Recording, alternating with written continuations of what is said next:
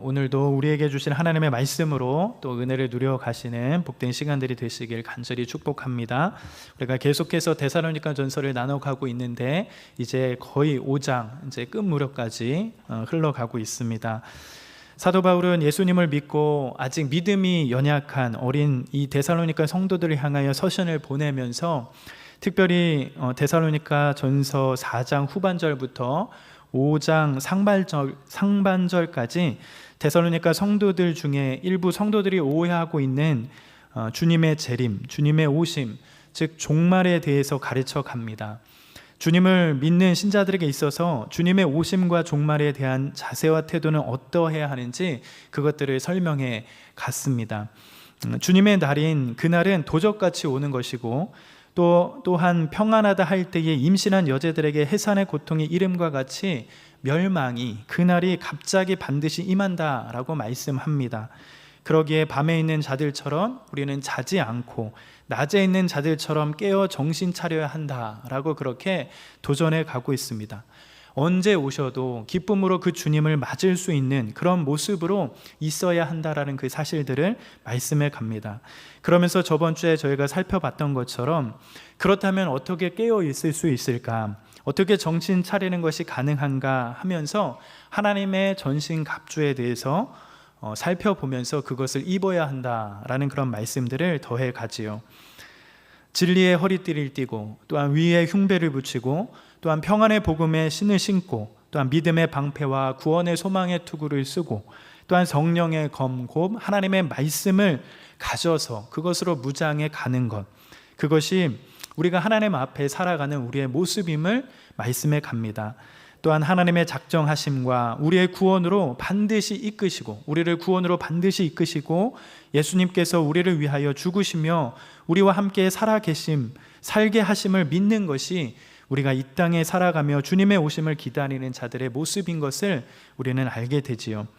주님의 오심과 종말은 주님을 믿는 자들, 주님 안에 있는 자들이 있어서 이 세상에서 담을 수 없는 영광이며 영광스러운 일이며 참된 복을 누리는 시간들임을 알게 됩니다.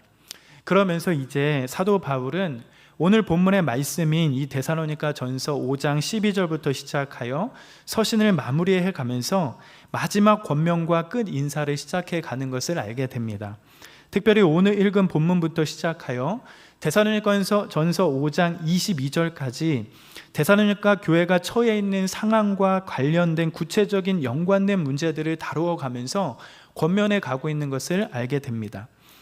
회중들을 이끄는 지도자들에 대해 존경과 또한 문제가 있는 교인들을 어떻게 섬겨가야 하는지, 그리고 예배 가운데 하나님의 뜻을 어떻게 행하는지, 또한 예언을 분별하는 문제들을 어떻게 해가며 그것들을 살펴가야 하는지, 이러한 문제들을 다루어 갑니다. 즉 지금까지 다루었던 이 재림에 대한 주제와 연결하면서 어쩌면 재림을 기다리는 성도들, 주님이 오시긴 오시는데 정말 그 주님이 진짜 오시는데 그러면 그 오실 때까지 어떻게 교회가 건강하게 세워가면서 주님을 기다릴 수 있을까? 그런 측면들을 권면해 가면서 교회를 향하여, 성도들을 향하여 권면해 가고 있음을 알게 됩니다. 오늘 본문은 이렇게 시작하고 있습니다. 여러분, 오늘 본문 우리 12절 말씀을 같이 한번 읽어볼까요? 같이 한번 읽겠습니다. 시작. 형제들아, 우리가 너희에게 구하노니 너희 가운데서 수고하고 주 안에서 너희를 다스리며 권하는 자들을 너희가 알고. 여러분, 5장 12절을 시작하면서 어떻게 시작하고 있죠? 어떤 단어로 시작하고 있습니까? 형제들아 라고 이렇게 시작하는 것을 알게 됩니다. 여러분, 가만 보면 5장 12절을 시작해서 어디에도 이런 단어들을 써가고 있습니까? 14절에 보면 또 형제들아 이렇게 시작하고 있고, 또 25절에서도 어떻게 시작하죠? 형제들아 이렇게 시작하고, 또 26절에도 어떻게 쓰여 있습니까? 모든 형제에게, 또 27절에도 형제에게. 즉 이런 식으로 계속적으로 사도 바울이 뭘 반복해 사용하는 것을 알게 되지요? 형제들아 라고 이렇게 반복해 써가는 것을 알게 됩니다. 어쩌면 5장 뒷부분에 거의 매 구절마다 나오게 되는 것을 알게 되고 5번 반복으로 시작하면서 권면이 시작되는 것을 알게 됩니다. 그렇다면 여러분, 사도 바울의 이런 반복적인 글을 통하여 생각해 볼 수 있는 것은 무엇일까요? 바로 교회가 가지고 있는 독특한 관계가 무엇인지 알 수 있다라는 겁니다. 여러분, 교회가 가지고 있는 독특한 관계, 그 관계가 무엇이지요? 형제의 그 관계가 있다라는 거죠. 형제들의 관계가 있다라는 것을 알게 됩니다. 즉, 교회는 세상에서 말하는 어떠한 수직적이고 조직적인 계급적인 그런 질서와 다르게 모두 평등한 형제들의 관계라는 사실이 있다라는 그 사실들을 알 수 있는 겁니다. 사랑하는 여러분, 우리는 주 안에서 모두 형제 자매들입니다. 여러분, 옆 사람 그렇게 느껴지십니까? 네, 형제 자매들이에요. 형제 자매들 안에서도 사실 많이 싸우죠.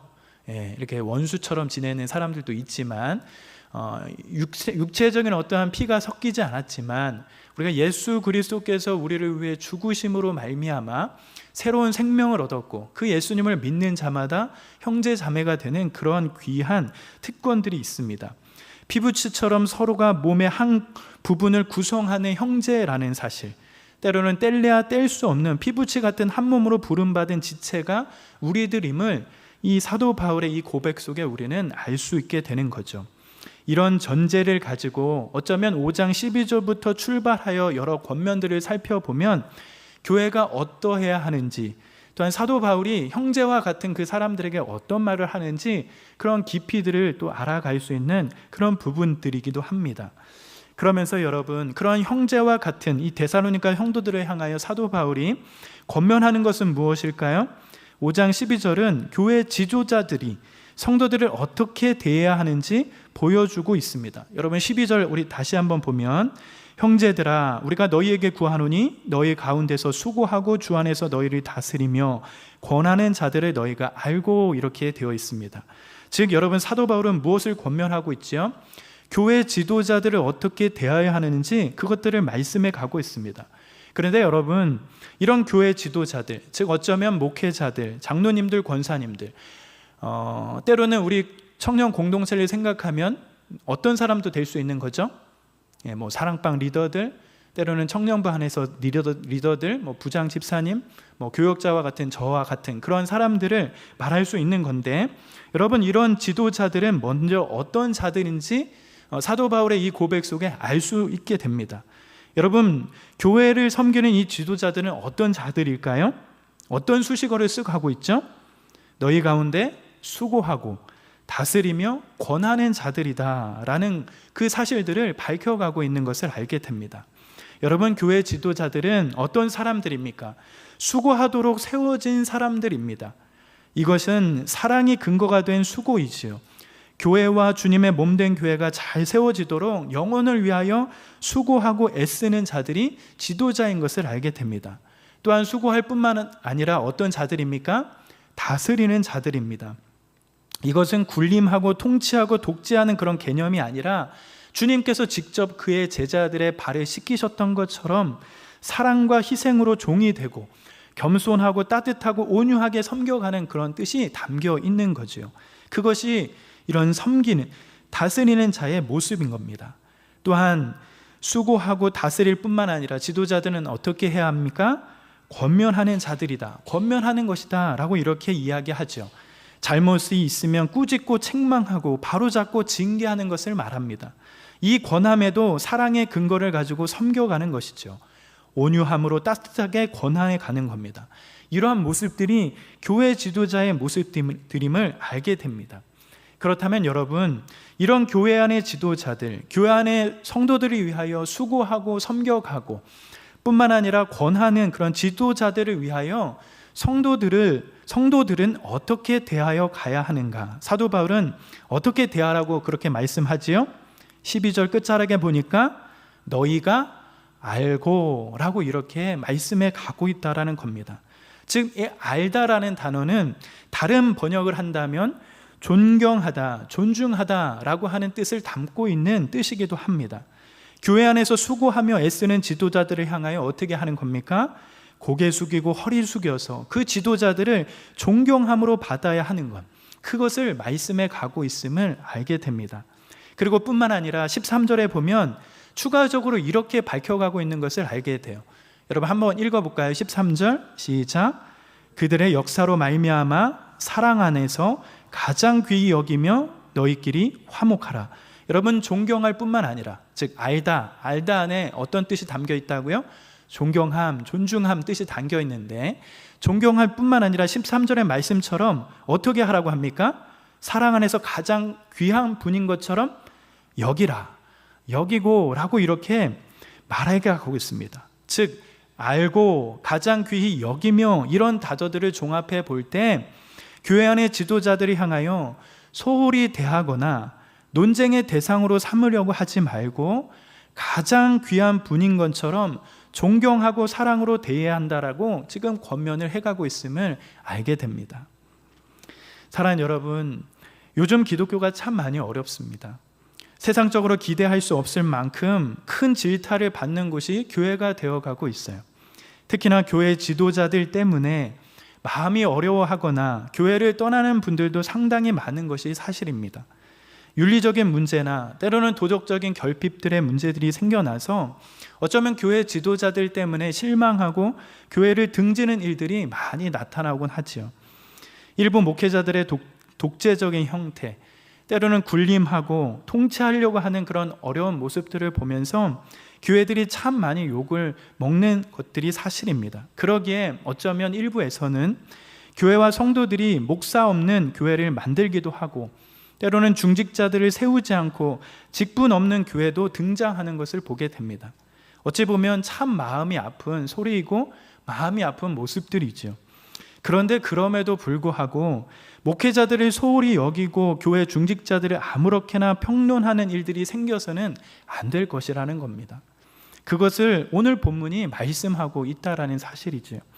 분명 목회자와 직분자들은 자기가 가지고 있는 그런 권세를 부리거나 때로는 그것을 이용해서 자기의 이익을 삼으려고 해서는 안 되겠죠.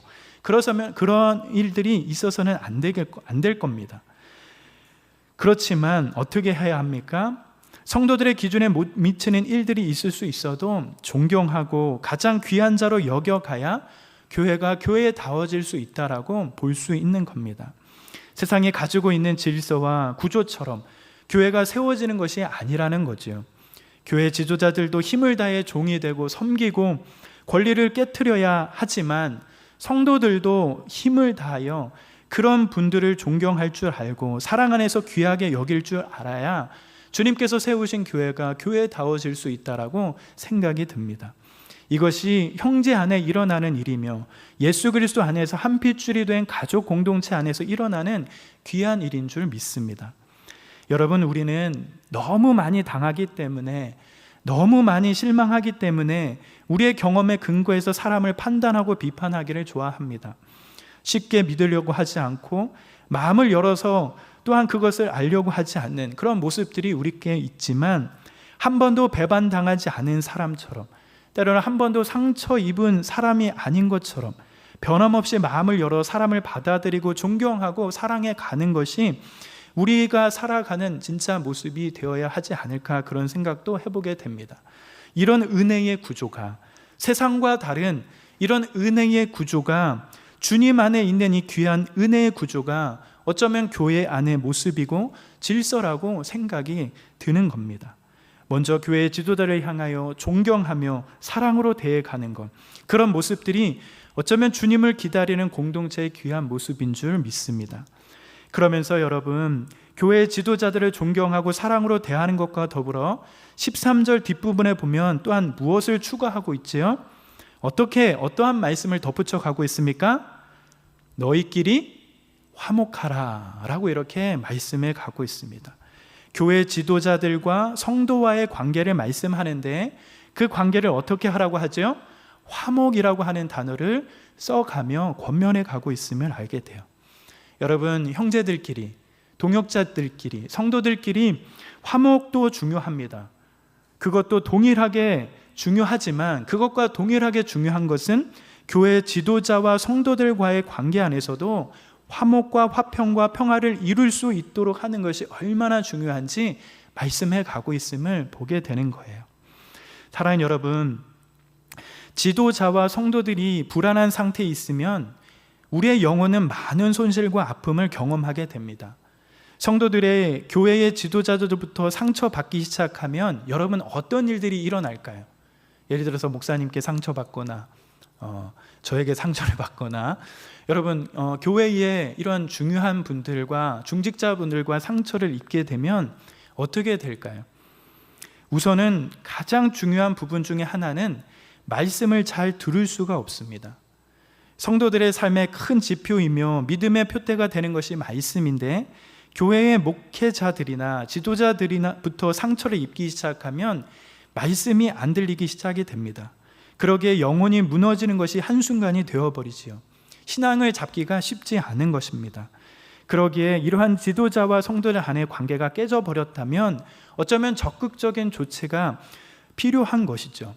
화목하기를, 서로 화평하기를, 평화롭게 지낼 수 있도록 의지를 들여야 하는 것입니다. 그것이 어쩌면 교회 안에 덕을 세워가는 귀한 모습이 되어가는 거죠. 매우 많은 사람이 자기 일상에 매몰되어서 때로는 남을 돌보고 다른 사람을 돕는 삶을 거의 생각하지 못하며 삶을 살아갑니다. 옛날에 비하면 무척이나 부유하게 살기 때문에, 때로는 편안한 시대가 되었기 때문에 어쩌면 더 많이 섬길 수 있을 것 같지만 때로는 그렇게 우리는 삶을 살지 못하는 것 같아요.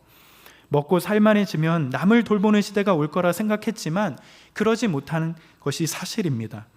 늘 죄의 습관에 있어서 이미 많이 가졌는데 더 갖고 싶어 하고, 때로는 자기 개인에 얽매이면서 다른 사람들에게 관심을 쏟을 수 없는 그런 일들이 벌어지게 되지요. 다른 이들을 섬기고 다른 이들에게 기여하는 것은 언제나 뒷전으로 밀려나는 그런 일상들을 보게 됩니다. 자꾸 우리의 자기 중심성들이 드러나면서 다른 사람들을 생각할 그런 일들이 적어지지요. 어쩌면 이 앞에 서 있는 저 역시도 마찬가지인 것 같습니다. 그러나 우리가 주님께서 교회라는 귀한 공동체를 세우시고 만들어 놓으신 것처럼 서로가 하나 되기를 힘쓰고 각자의 역할들을 감당해 가면서 서로가 화목하기를 유지하고 노력해가는 그런 귀한 관계가 온전한 모습임을 기억해야 할 것입니다. 교회 지도자들은 지도자처럼 그 역할들을 감당해 가고, 또한 성도는 성도로서 그 역할들을 감당해 가면서 서로 존경하고 사랑으로 대하며 화목하기를 추구해 가는 것, 주님이 하나 되게 하신 것을 어쩌면 힘써 지키도록 노력해 가는 것, 그런 방향이 온전한 교회의 모습들을 만들어내는 줄 우리가 기억해 가면서 그러한 삶으로 살아가야 할 것입니다. 어쩌면 그것이 주님의 재림을 기다리는 공동체의 귀한 모습인 것을 알게 되는 것이죠. 사도 바울은 데살로니가 교회의 문제들을 권면합니다. 우선은 교회 지도자와 성도들 관계에 대해서 권면해 갑니다. 서로 존경하고 사랑으로 대하고, 마지막 어떻게? 서로 화목하기를 권면해 간다라는 그 사실들을 기억해 가면서 우리의 삶이 어떠해야 할지 우리가 스스로 생각을 해 갔으면 좋겠습니다. 그러면서 여러분 14절부터 시작하여 사도 바울은 또 다른 문제들을 얘기하면서 다루어 갑니다. 특히나 다양한 사람들을 어떤 필요들과 섬김으로 섬겨가야 하는지, 공동체 안에 여러 사람들이 있을 것인데 그 여러 사람들을 어떻게 섬겨가야 하는지 그 부분들을 밝혀가고 있음을 알게 됩니다. 특별히 14절부터 시작하여 15절까지 총 5가지의 사람들을 어떻게 섬겨가야 하는지, 5부류의 사람들을 어떻게 섬겨가야 하는지 그 모습들을 밝혀가는 것을 알게 됩니다. 우선 여러분 14절 말씀 우리 같이 한번 읽어볼까요? 14절입니다. 시작. 또 형제들아, 약한 자들을 격려하고 힘이 없는 자들을 붙들어주며 모든 사람에게 오래 참으라. 여러분, 우리가 삶을 살아가면 정말 다양한 사람들 만나지 않습니까? 그런데 주님의 몸된 교회, 이 교회 안에서도 우리는 다양한 사람들을 만나가는 것 같아요. 다양한 사람들이 여기 있는 것 같습니다. 그 사람들을 어떻게 권면해 가며 어떻게 다스려 가야 하는지, 어떻게 만남을 해 가야 하는지 사도 바울은 데살로니가 성도들에게 권면해 갑니다. 우리는 이 말씀을 보면서 우리도 적용을 해 볼 수 있는 거죠. 여러분 14절에 보면 첫 번째 사람, 어떤 사람들이 나옵니까? 첫 번째는 게으른 자들에 대한 권면이 나옵니다. 여러분, 게으른 자들을 향하여 어떻게 하라고 하지요? 게으른 자들을 향하여 권계하며 라고 하고 이렇게 말씀을 해갑니다. 즉 권면하고 훈계하여 꾸짖어서 돌이키게 만들어야 한다라고 그렇게 말씀해 갑니다. 여러분, 여기에 나오는 게으른 자들은 이른바 주어진 책임을 제대로 감당하지 않고 이웃들과 다른 사람에게 유익을 주는 어떤 일도 하지 않으면서 이런저런 문제만 일컫는 사람을 말하고 있습니다. 이런 사람들을 향해서 사도 바울은 어떻게 하라고 하는 거예요? 따끔하게 꾸짖어서 바로 잡아야 한다라고 가르치고 있는 겁니다. 권계하라라고 그렇게 권면해 가고 있는 것이죠. 여러분, 우리가 때로는 관계 안에서 인정하고 용서하고 용납하고 이해하면서 그렇게 살아가는 것도 필요합니다. 그러나 필요할 때는 때로는 바른 관계를 위해서 정직하고 따끔한 말을 해야 하는 상황도 있다라는 겁니다. 교회는 더욱이나 한 가족이니까, 형제 자매니까, 즉 주님 안에 한 몸 된 공동체 연합체이기에 그저 호의적으로 피상적인 좋은 만남 안에 머물지 말고 때로는 정말 듣기 어려운 이야기도 할 수 있어야 된다라고 말씀해 가는 거죠. 그 사람을 비난해서가 아니라, 나쁘게 정죄하기 위해서가 아니라 사랑하기 때문에, 그 사람이 피부치같이 여겨져서 형제 자매이기 때문에, 사랑하기 때문에 조심스럽고 따뜻하게, 그러나 분명하게 이야기해야 하는 그런 순간들이 있다라는 것입니다. 여러분, 가족으로 살게 되면, 또한 형제 자매 부부로 살아가게 되면 꼭 좋은 말만 하고 살지는 않습니다. 때로는 무척 섭섭하게 들리는, 나에게 꼭 맞는 말을 하기도 합니다. 아마도 그것은 사랑이라는 전제하에 서로가 사랑하기에 서로를 잘 세워주기 위한 말일 것입니다. 독이 되기 위해서, 그 사람이 싫어서 하는 말이 절대 아니지요. 가족이고 어쩌면 자기 몸의 일부이기 때문에 누구도 하기 어려운 이야기를 꺼내면서 조금 더 발전되는 모습들이 있기를 바라면서 때로는 섭섭할 수 있어도 그 사람에게, 나에게 꼭 맞는 말을 하는 것이지요. 때로는 철이 철을 날카롭게 하는 것처럼 서로를 진실하고 참되게 빚어내는 관계가 되어갈 때, 때로는 필요할 때 아무도 할 수 없는 바른 이야기를 해서 서로를 교정시키고 서로를 잡으면서 권면할 줄 아는 그런 모습이 어쩌면 진정 가족 공동체요, 형제 공동체요, 연합 공동체의 모습임을 알게 됩니다. 게으른 자들이 있을 때 사도 바울은 권면하며 훈계하고 꾸짖어서 돌이키게 만들어야 한다라고 권면해 갑니다. 그러면서 여러분, 두 번째 어떤 자가 나옵니까? 14절 중반부에 마음이 약한 자들이 나옵니다. 여러분, 이 마음이 약한 자들은 어떻게 대해야 한다고 권면하지요? 마음이 약한 자들을 격려해야 한다라고 말씀해 갑니다. 여러분, 우리 주변에는 선천적으로, 천성적으로, 정서적으로 예민하고 약한 사람들이 있습니다. 그런 사람들을 모질게 구하고 때로는 거친 환경을 이겨내지 못해서 어쩌면 자주 다치고 위축이 되어집니다. 만약 이런 사람들을 따끔한 말로 혼낸다면 어떻게 될까요? 그들의 영혼은 굉장히 다칠 위험이 있게 되죠. 마음에 오래 남도록 상처가 될 것입니다. 마음이 약해서 다치기 쉬운 자들을 진심으로 격려하고 위로하는 것이 먼저 필요한 상황이 되어가는 거죠. 모든 사람에게 똑같은 방식으로 적용하는 것이 아니라 각자 맞는 방식으로 되어야 가고 사람을 섬겨갈 때 어쩌면 굉장히 중요한 자세임을 알 수 있는 겁니다. 여러분, 우리가 사는 세상은 경쟁을 해서 살아남아야 한다라고 가르칩니다. 적자생존, 양육강식이라고 하는 것을 적당한 것처럼 가르칩니다. 그러다 보니 연약한 사람들이 몸을 둘 수 있는 곳이 없는 거죠. 그저 약할 뿐이지 실패자가 아닌데 약한 것이 곧 실패자 하는 것처럼, 실패한 것처럼 여겨지며 뭘 잘못한 것처럼 그러게 보일 때가 있습니다. 그러나 사람은 천하보다도 귀한 존재입니다. 이토록 중요한 사람을 제대로 배려하고 대하는 것을 배우지 않고 어떻게 하든 과업을 성취하도록 배우니 이 사회가 얼마나 병들고 아픔이 있는지 보게 되는 거죠. 우리는 그런 세상의 가치관과 문화 앞에 살아가지만 특히나 주님이 세우신 교회 안에서는 그렇게 사람을 대해서는 안 될 것입니다. 약한 사람들을 실패자로 도태되도록 내버려 두지 않고 격려하고 위로해서 그들의 모양대로 잘 세우고 살려낼 수 있도록 해가는 것이 우리의 모습인 줄 보게 됩니다.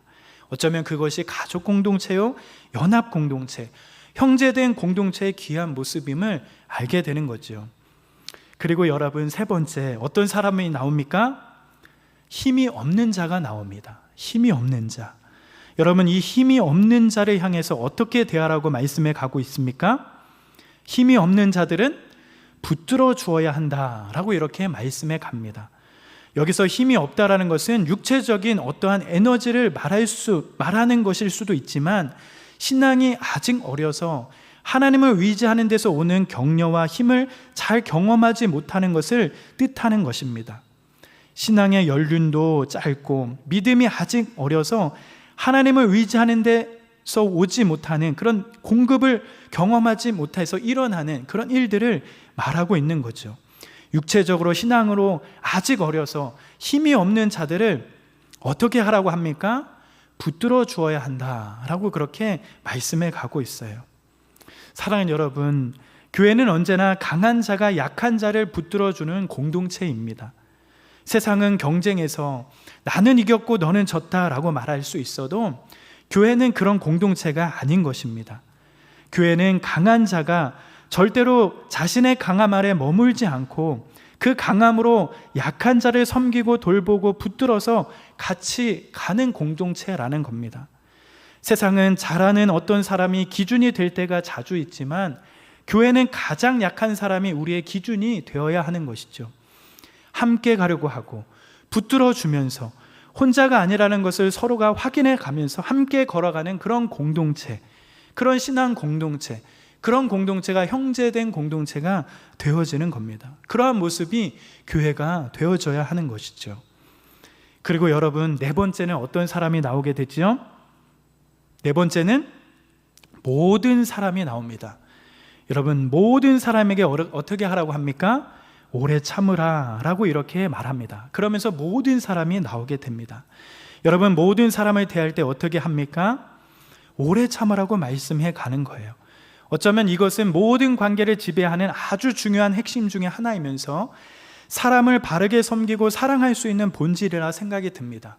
앞에 나오는 게으른 사람이든지 약한 사람이든지 힘이 없는 사람이든지 우리가 어떤 사람을 대해갈 때 중요한 제세가 뭐라는 겁니까? 오래 참는 것이라고 이렇게 말씀해 가고 있다는 겁니다. 사랑하는 여러분, 사랑장으로 부르는 장이 있습니다. 여러분, 그 장이 어떤 장이죠? 성경에서 말하는 사랑장, 고린도전서 13장에 보면 이것을 우리가 사랑장이라고 하지 않습니까? 여러분, 고린도전서 13장에 보면 사랑에 대해서 말씀해 가는데 가장 먼저 나오는 항목이 무엇일까요? 사랑은 오래 참는 것, 이렇게 말씀합니다. 즉, 사랑은 오래 참는 거죠. 어쩌면 이것이 누군가를 섬기고 사랑하는 데 가장 중요한 첫 걸음임을 알게 됩니다. 뿐만 아니라 우리 주님께서도 용서를 할 때 어떻게 용서하라고 하시죠? 7번이라도 70번까지 하라라고 이렇게 하죠. 참아야 한다라고 말씀해 갑니다. 즉, 오래 참되 한계를 긋지 않고 참는 것을 말씀해 가고 계시죠. 이런 오래 참음, 사람을 대할 때, 사랑을 하고 섬겨갈 때 해야 하는 이 오래 참음, 이것이 주님의 말씀이고 성경의 바른 가르침이며 우리가 살아가는 귀한 방향인 것을 알게 된다고 생각이 듭니다. 그런데 여러분, 이런 오래 참는 일, 어쩌면 우리가 얼마나 자주 넘어지고 실패하는지 모르겠습니다. 때로는 분에 못 이겨서 성을 내기도 하고, 남들을 쉽게 비난하면서 오래 참지 못하는, 때로는 합리화하고 싶어서 자기 자신을 자꾸 내세우는 죄된 모습들이 여전히 우리의 삶 가운데 많은 것을 알게 됩니다. 그러기에 저나 우리들이 이렇게 오래 참을 수 없음을 아시고 하나님이 우리에게 주신 너무나도 귀한 선물이 있는데 그것이 무엇일까요? 바로 성령 하나님이 계시다라는 겁니다. 성령님께서 우리 안에 내주하시며 우리와 함께 하신다라는 거예요. 이 성령이 우리 안에 계실 때 맺는 열매 중에 하나가 바로 이 오래 참음이라는 그 사실에 있다라는 겁니다. 사람과 영혼을 소중하게 여기고 한 생명을 천하보다 귀하게 여기면서 절대 포기하지 않고 오래 참아낼 수 있는 힘은 성령 하나님의 도우심으로부터 나오는 것입니다. 그러기에 우리 힘으로, 우리 성격으로 사람을 대할 수 없지만 우리가 성경을 의지해 갈 때, 성령을 의지해 갈 때, 믿음을 사용하면서 모든 사람을 대해가는 그런 모습들이 있어져야 하는 것이죠. 세상 사람들은 끊임없이 자기와 맞는 사람을 찾아 헤매지만 우리는 누구를 만나든지 주님이 주신 그 사람을 힘을 다해 사랑해 가야 합니다. 마치 그 사람이 나에게 내가 필요해서 주신 사람인 것처럼 그렇게 섬겨가는 것이 우리의 모습인 것이죠. 가족 안에서도, 때로는 교회 안에서도, 우리가 보내고 있는 이 사랑방 안에서도, 때로는 나와 마주하고 있는 일터와 학교 안에서도 다양한 사람들을 만나갈 때 내 가족을 대하듯이 진실하게 참아내며 오래 참아가면서 사랑해 가는 것, 그러한 훈련과 성숙함을 배워가는 그 모습이 우리 안에 있어져야 할 일이라 생각들이 듭니다. 이런 만남을 통해서 오래 참는 섬김을 통하여 진짜 사랑이 무엇인지 보여주면서 우리와 함께 만나는 사람들을 회복시키고 변화시키는 일들을 우리가 해나가야 할 것입니다. 그런 사랑, 오래 참는 사랑, 그 사랑들을 우리는 해가야 할 것이지요. 사랑하는 여러분, 우리 주님께서는 반드시 오십니까? 오실까요? 반드시 오십니다. 여러분, 그것이 데살로니가 후반을 살펴보면서 주님의 재림을 기다리는 우리의 자세라고 했습니다. 마치 지금 오셔도 무방한 것처럼 기쁨으로 그 주님을 맞을 수 있는 것처럼 삶을 살아가는 그 모습, 항상 깨어있는 그 모습이 재림을 기다리는 우리의 모습입니다. 뿐만 아니라 그 재림을 기다리는 자로서 마땅히 우리를 교회로 부르시고 몸된 공동체로 하나 되게 하신 그 은혜대로 그렇게 살아가야 할 그 모습이 우리 안에 있다라는 사실들을 기억해 갔으면 좋겠습니다. 그래서 오늘의 그 고백처럼, 사도 바울의 그 권면처럼 교회의 지도자들과 성도 안에 서로 사랑하고 화목하며 존중히 대해가는 모습들, 그리고 서로가 서로를 사랑과 관심으로 주님께서 하나 되게 하신 것을 힘써 지켜가며 그렇게 살아가야 하는 그런 모습들, 그런 모습들이 우리 안에 더 많이 일어나야 하겠습니다. 여러분, 이 일이 참 쉽지만은 않습니다. 그러나 우리 주님께서 나를 살리신 것처럼 끝까지 나 한 사람을 위해 포기하지 않고 죽기까지 나를 사랑하셔서 끝까지 포기하지 않고 나를 사랑하신 것처럼 그 사랑에 힘입어 우리도 서로를 그렇게 사랑해 가야 할 것입니다. 교회 지도자들은 교회 지도자들처럼, 또한 성도는 성도답게 그렇게 살아가면서 주님 오실 그날을 그렇게 기다리며 살아가는 그 모습들이 우리 안에 더욱더 넘쳐가는 그런 모습들이 되길 간절히 기도합니다. 여러분, 신앙은 마치 경주입니다. 마지막 결승선을 통과하듯이 인내하며 달려가야 하는 것이 신앙이라고 말합니다. 그럴 때에 주님께서 만드신 공동체가 얼마나 귀한지, 혼자가 아니라 이 싸움이 여럿이 함께하는 싸움이 되어 간다는 것이 얼마나 귀한지 그 사실들을 알게 됩니다. 오늘 말씀을 생각하면서 우리와 함께 걸어가는 옆에 사람들을 살펴보면서 우리 인생의 방향 속에 하나님의 만드신 그 귀한 은혜의 길들을 함께 걸어가면서 옆 사람들, 나에게 주어진 공동체들 그렇게 살아가며 오래 참으며 인내하며 그렇게 서로 사랑하는 그런 모습들이 우리의 삶 가운데 더욱더 많아지기를 간절히 기도하며 축복합니다. 우리가 옆 사람에게 그렇게 한번 고백했으면 좋겠습니다. 주님 사랑하는 것처럼 내가 당신을 사랑하겠습니다. 주님 언제 오실지 모르지만 주님께서 이 땅에 오실 때 송원교회 청년부 이들이 너무 귀하다 그렇게 말씀해 주시는 것처럼 그렇게 충성되이 하나님 앞에 또 걸어가시는 여러분의 삶들이 되시길 간절히 축복합니다.